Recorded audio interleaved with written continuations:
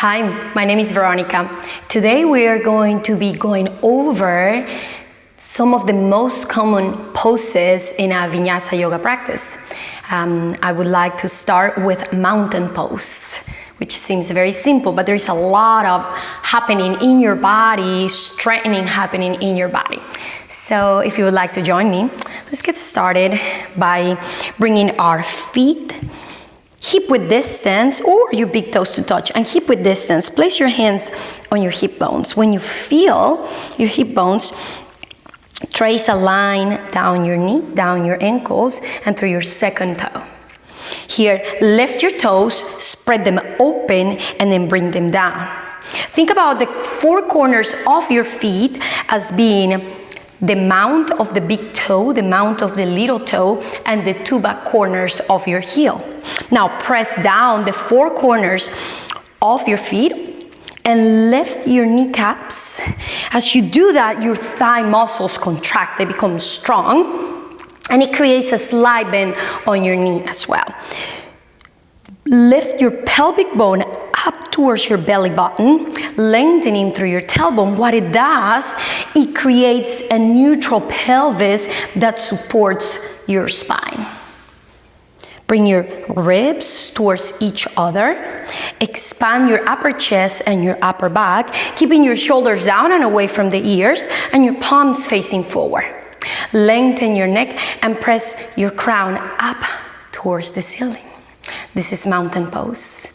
Again, check through your whole body, scanning from your feet up. Notice everything that is happening in your body and the strength, stability, and steadiness happening in this pose. You could also be hanging out, but rather you're engaging through your muscles, making this an actual active pose. Take a deep breath in and breath out. Forward fold and halfway up. Through our vinyasa classes, we go through a lot of up and down. So I would like to guide you through a forward fold that supports your spine and that opens the back of your legs. So for this, with your feet hip width distance or your big toes touching, bring your arms up over your head.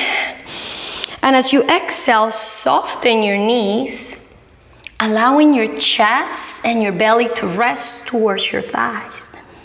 Notice how my knees are bent. I always keep my knees bent because that's just where my body is. I still feel a nice opening through my calves and through my hamstrings. And as I exhale, perhaps I'm able to go a little bit further because that feels good to me. Still keeping your knees bent. Lift your tailbone up towards the ceiling a little bit more. Notice what that feels like. My neck is relaxed. My head is heavy towards the ground. And for halfway up, you may keep your fingers on the ground, lengthening through the spine. Or you may bring your hands to your shin bones or to your thighs. Let's say we have our hands on our shin bones. Bring your shoulders back, bring your shoulders down, creating all that length in your spine.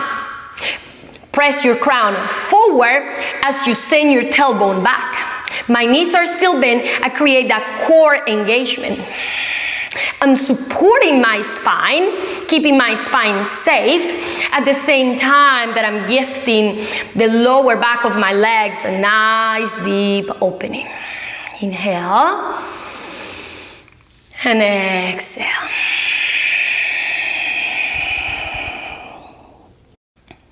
Chair pose. Let's go over this strong pose that can be challenging. It strengthens your thighs, it strengthens your core. You may start with your feet hip width distance or your big toes touching if that works for you. Sitting your hips back rather than sending your knees forward. So as you sit your hips back, feel the weight of your body grounding through your heels Lengthening through your tailbone, pull your lower belly in to support your spine. Keeping that length in the spine as you would in a mountain pose. You can have your hands at your heart. You can extend your arms forward at the level of the shoulders or even at the level of the ears, softening through your neck and shoulders. Now lower your hips. Feel the burn, the engagement happening in your thighs. Inhale. And exhale. You may look down and see if you can still see your toes. If you cannot, perhaps sitting your hips back a little bit more and sending your knees back as well. Inhale and exhale. Warrior one. Taking a nice step. Grounding through both feet, turning the back toes slightly to the side, yet keeping your hips pointing forward. Bending into your front knee, stacking your front knee over your front heel, and tracking your knee over the second and the third toe.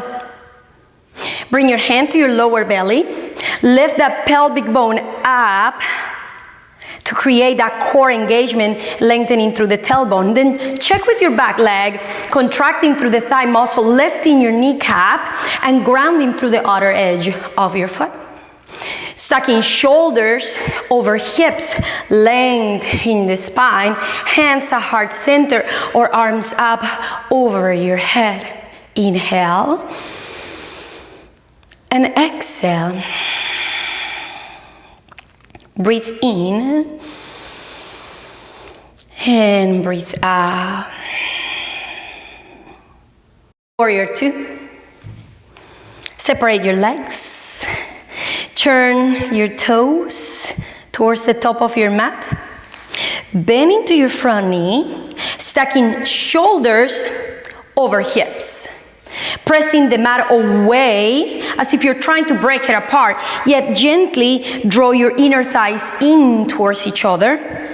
It will fire up your transverse abdominals, these core muscles in charge of the core stability.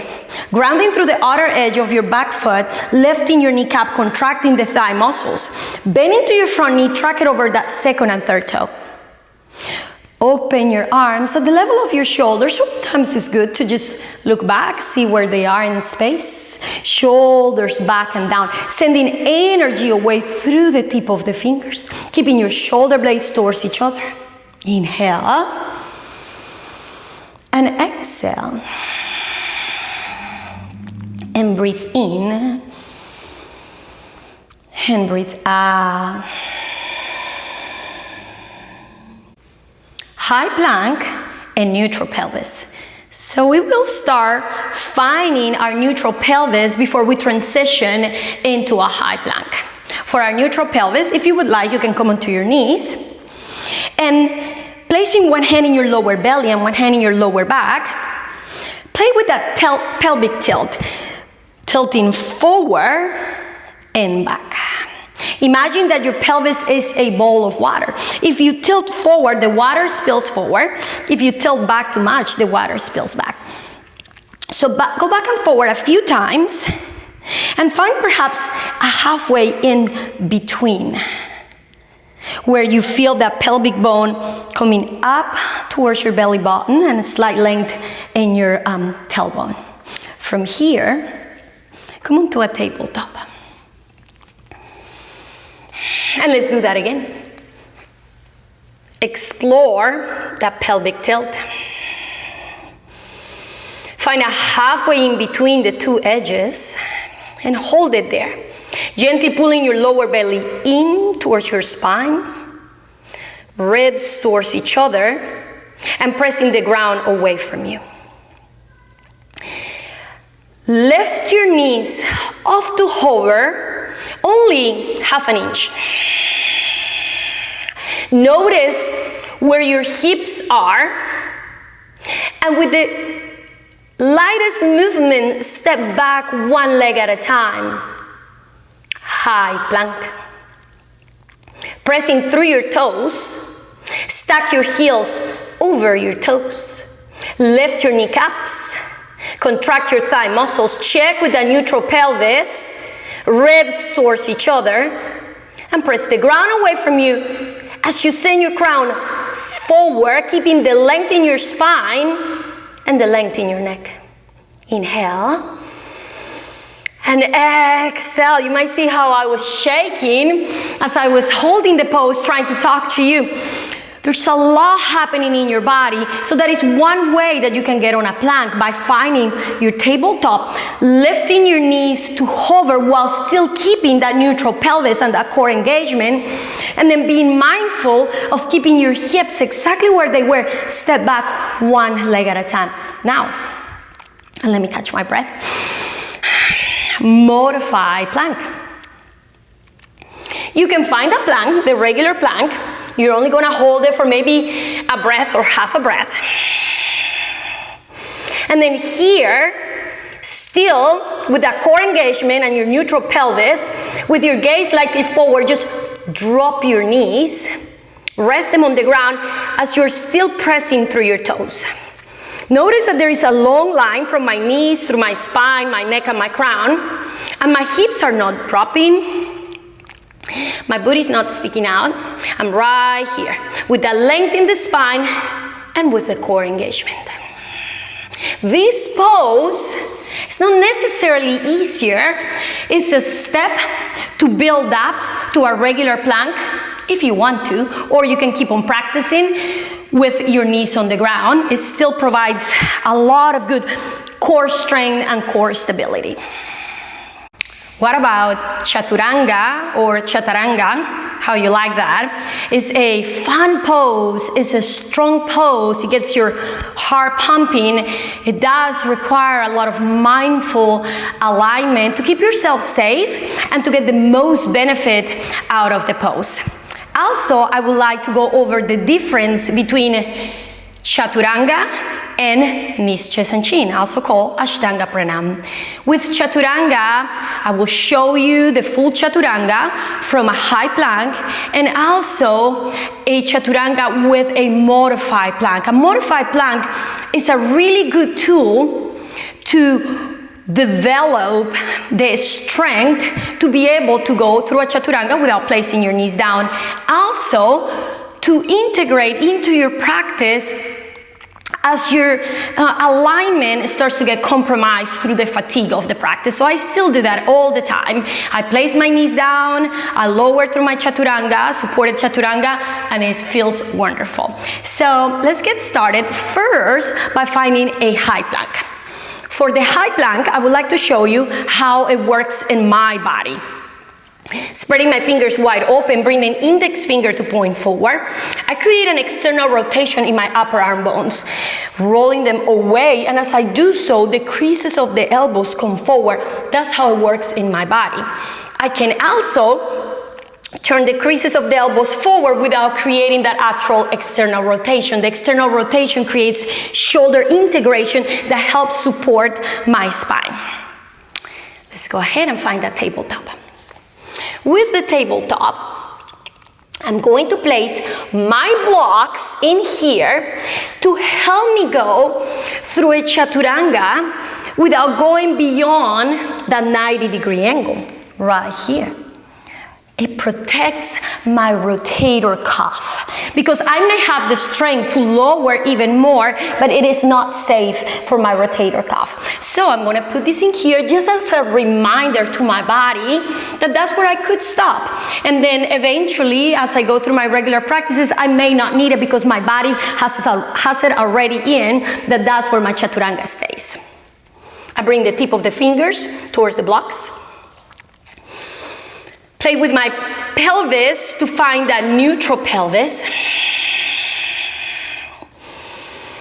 And then pressing the ground away from me, upper arm bones back.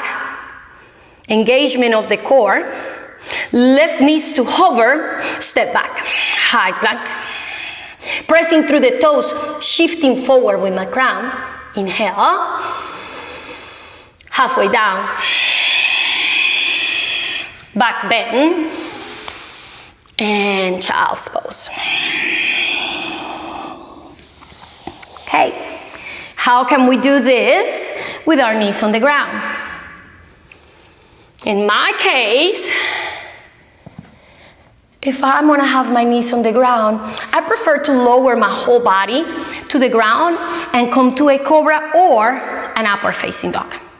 So right here, high plank. Knees on the ground, same length in the spine, engagement in the core. Upper arm bones back, pressing through the toes, inhale. Bending my elbows towards my ribs. And then inhale for cobra or upward facing dog. And child's pose. Now, the difference between a modified chaturanga and a knees, chest, and chin is the following. It's two completely different poses. I just show you modified chaturanga. I bring my knees down, keep the length in the spine, bend the elbows towards the ribs, and lower my whole spine in one line. Knees, chest, and chin. From tabletop, I reach forward with my crown, hug the elbows in, lift my tailbones up, or my sits bones up, and bend the elbows towards the ribs as I lower my chest and I lower my chin. How do I get out of here? Sliding my feet back and my chest forward, upward facing dog, and child's pose. I'll show it to you again. Modified plank. Right here, long spine, core engagement, bend the elbows, and then back bend. Okay? Knees, chest, and chin. Tabletop. Reach forward with the crown. Keep the hips up, lower the chest, lower the chin. Slide feet back, chest forward and up. And child's pose. Cobra and upward facing dog. They're both heart openers. Let's look at the difference between the two poses. For Cobra, we bring our hands to the level of the chest, elbows in, shoulders back and down, pressing the feet down, lifting the kneecaps, engaging the thigh muscles, lifting the chest. And exhale, bringing it down. Notice how I only lift my chest a few inches off of the mat because I'm mainly using the strength of my lower back muscles rather than cranking myself up by pressing my hands down.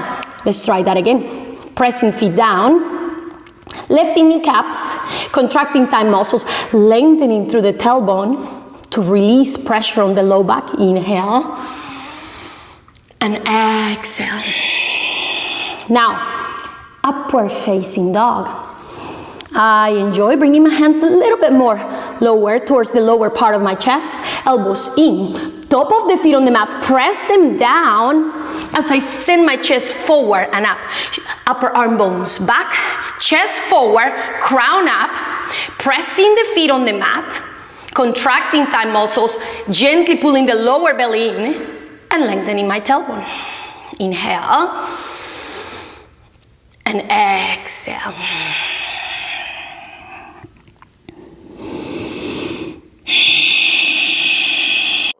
So I would like to guide you through a few different steps that I enjoy taking in my body to prepare my body towards downward facing dog. If you would like to join me, come in first to a tabletop. On your tabletop, check in with your hips, check in with your pelvis, and looking to find a neutral pelvis. Gently pulling your lower belly in towards your spine.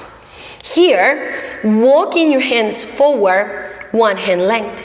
Spreading your fingers wide open with that index finger pointing forward and grounding through the L shape of your index finger and your thumb. If you are a man or a woman with a lot of muscles in your shoulders, perhaps you would like to separate your hands a little bit wider. So explore with your body and notice what works best for you. Pressing the mat away from you. Check with the core engagement, pulling lower belly in, hugging ribs towards each other. Pressing your hips back. Lift your hips up and back for downward facing dog. So let's check with the hands, still pressing the mat away. Shoulders away from the ears. Core engage. So rather than my chest dropping towards the ground, I still have that core engagement. Sits bones up and back, and still keeping that natural curve on my low back. For that, in my case, I slightly bend my knees, then melt my heels towards the ground. My heels will probably never touch the ground, and that is completely fine. That is not necessarily the purpose of this pose. I feel a deep opening through the back of my legs. I feel a deep opening through the front upper body. So check the different options for you. If you close your stand, what happens? If you widen a little bit further, what happens? This works perfect for me. And as I transition to a high plank, I land exactly on a high plank. So that is another option that you can take to find a downward facing dog. Let's say, starting with high plank. Stacking shoulders over wrists and extending the legs all the way back. From here, with the core engaged, softening the knees, lifting the hips up and back. And right there is my downward facing dog. So as you practice your downward facing dog, notice where are you feeling the stretch, and notice where are you feeling the strength being harnessed. If the stretch is happening in your front upper body and your lower back body, notice that. Notice what's happening in your low back. If your low back feels overstretched, perhaps consider slightly bending your knees and lifting your sits bones up and back. If your chest is feeling perhaps that is pulling way too much towards the ground, look about that core engagement. And if your wrist is feeling sensitive, check with grounding the hands fully. Check with your fingers, making sure you don't have spider fingers, but your hands are fully grounded and connected to the floor.